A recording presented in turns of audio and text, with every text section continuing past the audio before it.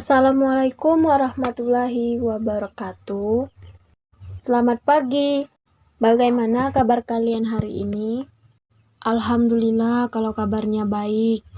Semoga kita tetap dalam lindungan Allah Subhanahu wa Ta'ala. Amin. Sebelum kita memulai proses belajar hari ini, ada baiknya kita berdoa terlebih dahulu. Berdoa sesuai kepercayaan masing-masing. Berdoa dimulai. Berdoa selesai. Sekarang kita absen terlebih dahulu untuk mengecek kehadiran siswa. Hari ini siapa yang tidak hadir? Hadir semua. Alhamdulillah. Oke, sudah siap untuk belajar bersama Ibu? Bagus, kalau sudah siap, sekarang keluarkan buku dan alat tulisnya. Anak-anak, siapa yang masih ingat dengan materi kita minggu lalu? Iya, benar. Materi kita minggu lalu membahas mengenai demokrasi. Ibu ulas sedikit materi minggu lalu. Demokrasi yaitu dari rakyat, oleh rakyat, untuk rakyat. Lalu, materi kita hari ini, kita akan membahas mengenai pemilu. Lalu apa hubungannya dengan materi kita hari ini? Iya, jelas sangat berhubungan. Untuk mengetahui apa hubungannya, sekarang simak pembelajaran kita hari ini. Hari ini materi kita tentang pemilu. Tujuannya agar anak-anak paham apa sih pemilu itu. Kemudian kalian paham apa saja asas-asas pemilu, serta apa fungsi dan tujuan diadakannya pemilu. Sedikit cerita anak-anak, di tempat ibu, pada saat pemilu, pada saat penghitungan suara, banyak sekali terdapat surat suara yang tidak sah. Hal ini dikarenakan banyak terdapat surat suara yang dicoblos salah, ada yang dicoblos 2 kali, ada yang tidak dicoblos sama sekali. Hal ini membuktikan bahwa masyarakat masih kurang paham mengenai tata cara pencoblosan yang baik. Jadi, untuk anak-anak yang duduk di sini untuk belajar mencari ilmu, kalian harus belajar dengan sungguh-sungguh. Kalian manfaatkan kesempatan kalian. Banyak di luar sana yang ingin bersekolah seperti kalian, tetapi keadaan ekonomi yang tidak mendukung. Ya anak-anak, baik, kita lanjut lagi. Pemilu. Pengertian pemilu. Pemilu ialah suatu alat atau sarana untuk mewujudkan kedaulatan rakyat, yang dimana pemilu ini mengandung unsur jalannya demokrasi yang sepenuhnya melibatkan rakyat itu sendiri. Dalam sebuah negara demokrasi, pemilu merupakan salah satu pilar utama dari sebuah proses akumulasi kehendak masyarakat. Pemilihan umum merupakan suatu keharusan bagi suatu negara untuk menanamkan dirinya sebagai negara demokrasi, karena pemilu itu melibatkan rakyat secara keseluruhan yang memenuhi syarat-syarat tertentu. Semua demokrasi modern melaksanakan pemilihan, tetapi tidak semua pemilihan adalah demokratis, karena pemilihan yang demokratis bukan sekedar lambang, tetapi pemilihan yang demokratis harus kompetitif, berskala, inklusif, dan definitif, yakni menentukan kepemimpinan pemerintah. Pemilu menganut asas-asas. Yang pertama, asas langsung. Yang kedua, asas umum.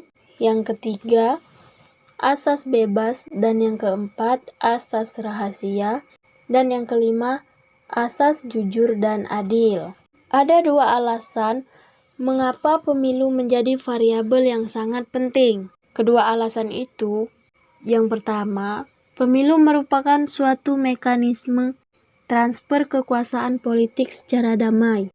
Kedua, demokrasi yang memberikan ruang kebebasan bagi individu untuk meniscayakan terjadinya konflik-konflik. Yang di belakang kenapa mengobrol? Okta dan Tirta, tolong diperhatikan dulu ke depan.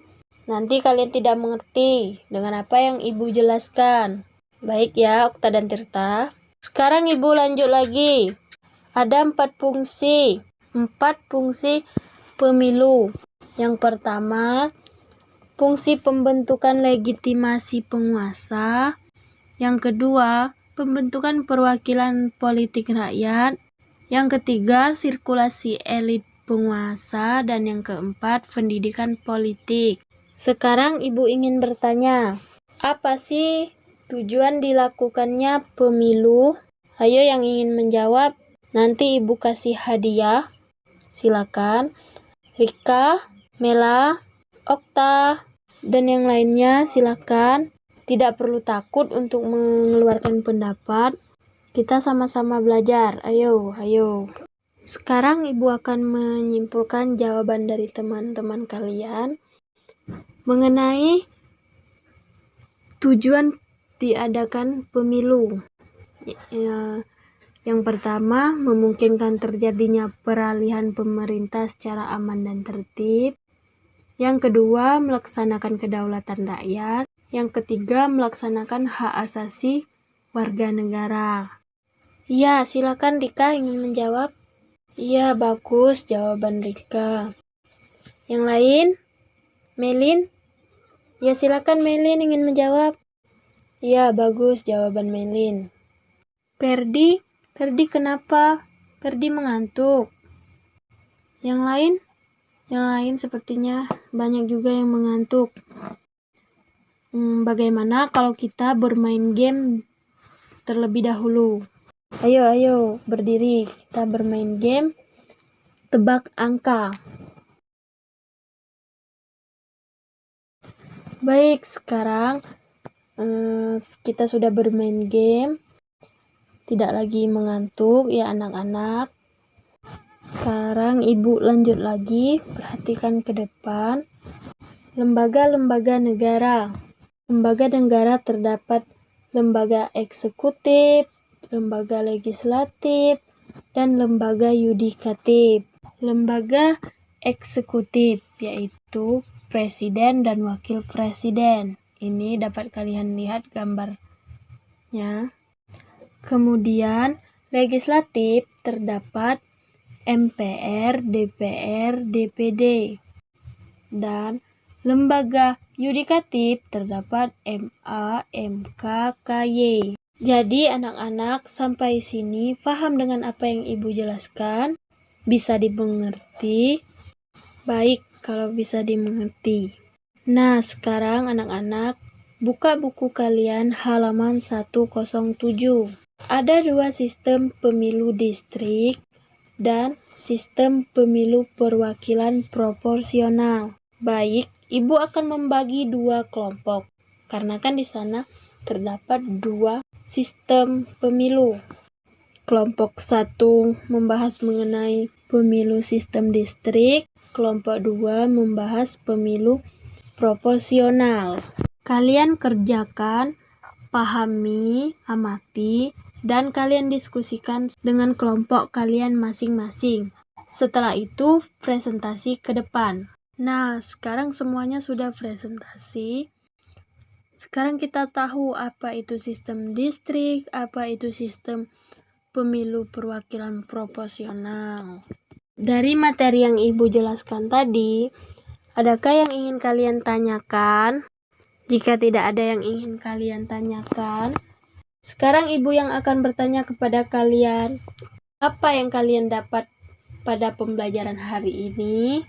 Iya, Tirta. Apa yang kalian dapat, Tirta? Iya, benar. Yang lain?